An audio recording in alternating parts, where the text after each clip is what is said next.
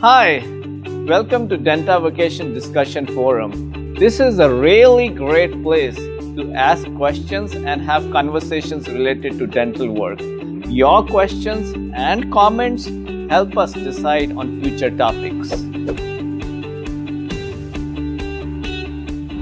Hi, Dr. Komal. Hi.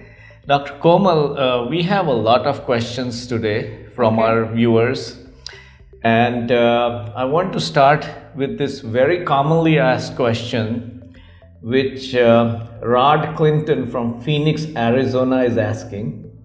Rod is 75 years old, and Rod wants to know how old it is to have dental implants. How old is too old to have dental implants? See, age as it is not a detrimental factor for dental implants. But all the factors that come with age, for example, hypertension, diabetes, xerostomia, such problems, these can pose a threat. So let's talk about the bone first. The bone is the most important part when it comes to dental implants. There is a minimum quality and quantity which is required. So as your age increases, there is a disease known as osteoporosis, which tends to affect the elderly. What this means is that the cortical porosity of your bone decreases. Now, in layman terms, this means that your bone becomes hollow and weak. The mineral content, the calcium in your bone, that tends to decrease.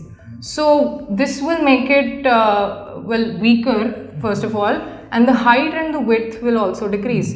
So, this is a very, unfavorable condition for a dental implant.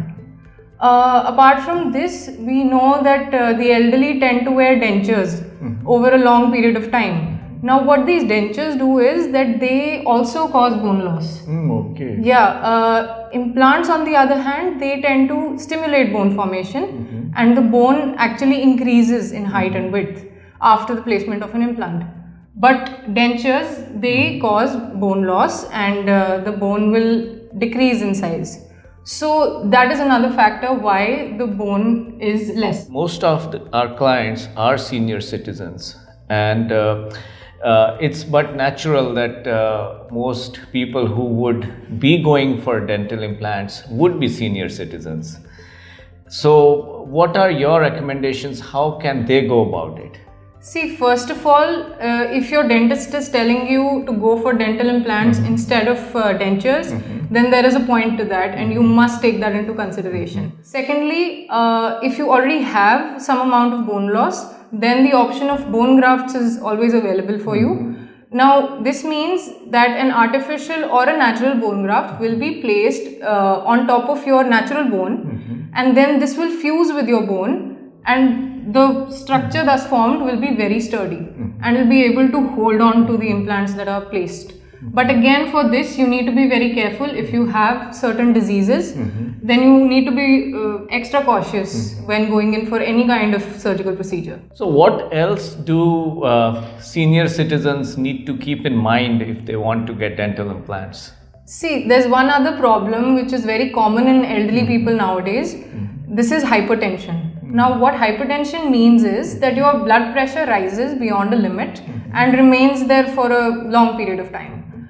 The practical aspect of this is that when you go in for surgery, you tend to bleed a lot, and this bleeding is uncontrollable if your hypertension is not under control. So, I suggest that your hypertension needs to be under control, whether it is through medication or any other means. Please visit your medical practitioner for that. And one other important thing is that any surgical procedure will not be performed on you unless and until we have the consent of your medical practitioner. Another disease is diabetes. Nowadays, diabetes has become very prevalent. Now, this can be due to your hereditary condition, or it can be due to lifestyle changes. Now, diabetes means that basically your blood sugar level has increased beyond a certain limit. I was reading this research where they said that more than 50% of the people in United States are either pre-diabetic or are diabetic, and that's huge. Yes, exactly, and this number is going to increase in the coming years. So when your blood sugar is high, this will mean practically that you will tend to be more prone to infections and your wound healing will be very slow. So this means that your healing period will last a very long time and you don't want that. So just like hypertension, diabetes also needs to be under control if you're going for any surgical procedure, especially elective procedures. Now you have to keep in mind that the medication provided for hypertension and diabetes and things like this tends to cause xerostomia. Now xerostomia means that your salivary glands will tend to produce less saliva. Saliva, as we know, is an antibacterial. It's a natural cleanser and it kills bacteria in your mouth. Okay, so I just want to let our viewers know the idea over here is not to scare our senior citizens away from dental implants. They might be the best option for you, but it's just that you are better prepared and the outcomes are good for you. So what I would request Dr. Komal is to share with us, how can somebody who's a senior citizen go about dental implants? In a summary, how can they make sure they are prepared well, and post dental implants as well, how can senior citizens get better outcomes? See, first of all, as I said, if your dentist is advising you to go for implants in the first place, many people tend to ignore this just because of the cost. But again, this is not the only factor. You need to keep this in mind. Another thing is, as you grow older, you need a lot of supplementation for your health. So at the right time, you need to contact your medical practitioner and you need to take the supplements that you require. For example, calcium supplements or iron supplements. These are very important. Another thing is to keep your diet in check. Nowadays, people are eating more and more processed food, and this is very bad when it comes to hypertension and diabetes. It is known to cause blockages in your arteries. So you need to keep that in mind as well. Eat fresh fruits and vegetables, drink a lot of water. All this is going to help you. How about younger people, children, teenagers? Can they have dental implants? See, for children, the scenario is totally different because they are in a growing stage. Their jawbones are constantly growing. Up till the age of 18 to 20 years, your growth doesn't stop. So giving a dental implant in this case will mean that the position of the dental implant is going to shift over the years. You don't want that. If you're placing an implant, you want it to stay where you've put it.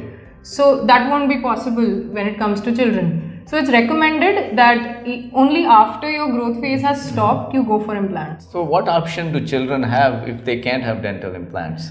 There are a lot of options available nowadays. For example, you can go for a removable partial denture. If you have a few teeth missing, this is basically an acrylic plate on which artificial teeth are placed. Or you can go for space maintainers. These are not exactly teeth. They are basically appliances which are placed in place of the lost tooth so that the permanent tooth comes in that place and the space is maintained until then. This is another very good option. Well, thank you, Dr. Komal, for being with us. My pleasure. It's been very informative, and I'm sure our viewers learned a lot. And folks, if you have any questions, feel free to mention those in the comments below, and Dr. Komal would be more than glad to answer those. Have a nice day. Thank you. Thank you.